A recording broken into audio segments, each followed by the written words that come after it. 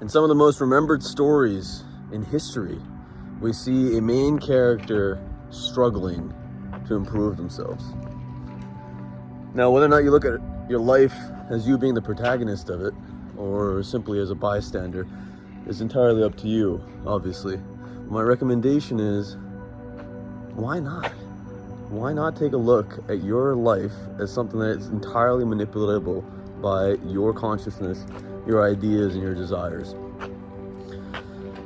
So these main characters, these protagonists, they struggle, and there is a point in their life where they reach a wall, where they hit something that is untraversable by their skill level or their level of knowledge.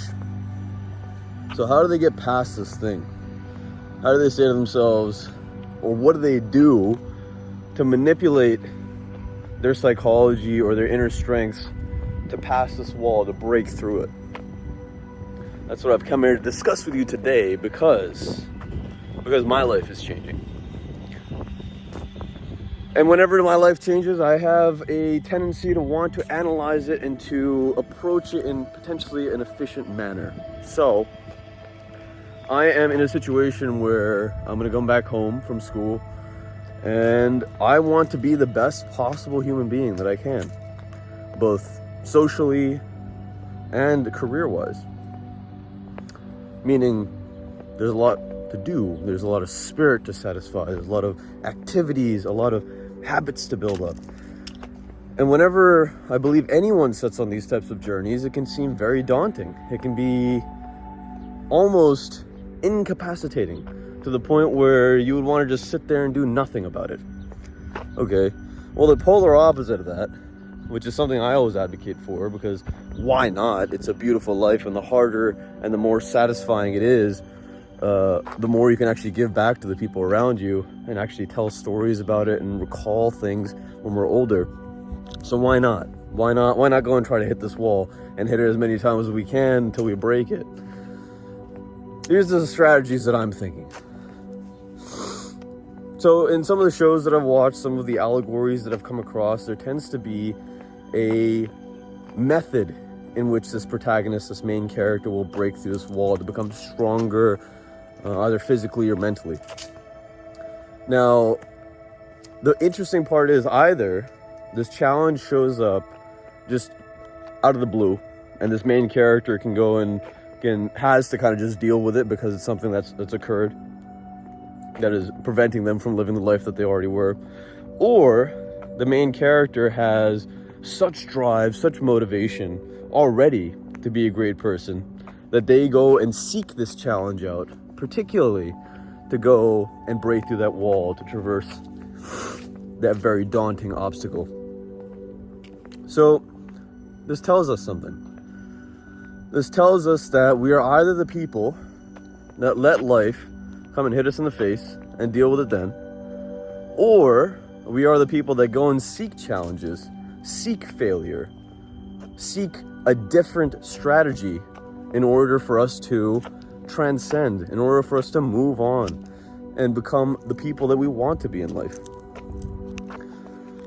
So the first example, when something comes at you in life, when something unexpected turns up, it's obviously fight or flight that we can go through, right? So flight, when is flight useful? Flight is useful when we know we're not prepared. Flight is useful when the outcome of winning doesn't actually benefit us in the long run. Meaning, say you are in a place in life where you should be satisfied. And to a degree, I think all of us should have a level of satisfaction. That's part of being at peace with yourself, sure. But if there is a part in life where you should be satisfied and you are going out of your way to create problems and trouble for yourself, maybe it's not worth it. Maybe the bigger battle is actually to just embrace the satisfaction and to utilize it to build up those that are coming up behind you. Maybe. Fighting in those situations. When is that useful? When your family's at risk. When your friends are at risk. When your reputation, when your your will, when your willpower is at risk. These things require us to fight. And being a compassionate person, this is something that it took me many, many years to realize, because I thought that, killing with kindness, you could just keep going and things will work out, and things will work out, and things will work out. But the reality is that there are certain natures of people. There are certain systems in place that we have to realize are not the best for us. And simply observing them is sure a part of the strategy, but it's not enough. It really isn't. Because at the end of the day, someone else is going to have to come across that system or that difficulty or that bully.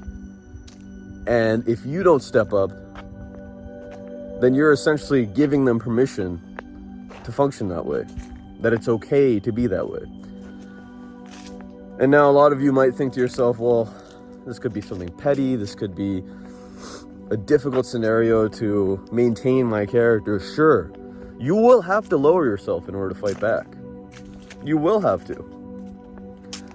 And actually, potentially our ego is the thing that prevents us from lowering ourselves to make that fight present, to make that fight response as impactful as it needs to be. Jordan Peterson, the guy that wrote 48 Laws of Power, they both talk about a very important part of life where you have to sit down with someone or a stimulus that's pissing you off and make it very clear to that thing that you are not to be messed with. Now this amount of fight, this necessary fight in our lives, a lot of people don't have opportunities where they have to use it. But I would argue most of us do. Most of us do come across a bully in our life. Most of us do come across a boss that we don't like, that is treating us incorrectly, or a family member that is treating us incorrectly, or trying to stifle our beliefs. Whatever it is, we need to have the ability to stand our ground. We are, after all, the protagonists of our stories, no? Why not? Why not? Give them a fight that's worth remembering. And stand for something. Stand for the positive things in your life if you can. That's what I'm trying to do. But, so there's a fight or flight response, and this is, again, for a situation that occurs that we don't see coming. However, there are situations that we know they're in the distance. That monster in the distance, we know it's there. We know that it's causing an issue. We know that someone has to deal with it. Are we that person? How do we get to the place in life where we do become that person? I encourage you to think about these words. Honor, responsibility, satisfaction, role model, a life worth living. Now think about these words consciously. If you have a second, if you're still with me, think about these words. This life, someone said to me, what is life without music and cooking? I strongly believe those things. It's probably not very much, right? What is life without pushing forward? Without breaking things, without experimentation, change? I argue is basically nothing. So when you see that monster in the distance, when you see something that needs to be tackled, first of all, prepare yourself. It's a long road, for sure. But when you are prepared, when you've gotten to the level where you have passed that test, or your knowledge, your ability is there to tackle that monster, to take it head on, and to say to ourselves that we're okay with failing, but we will try our very hardest.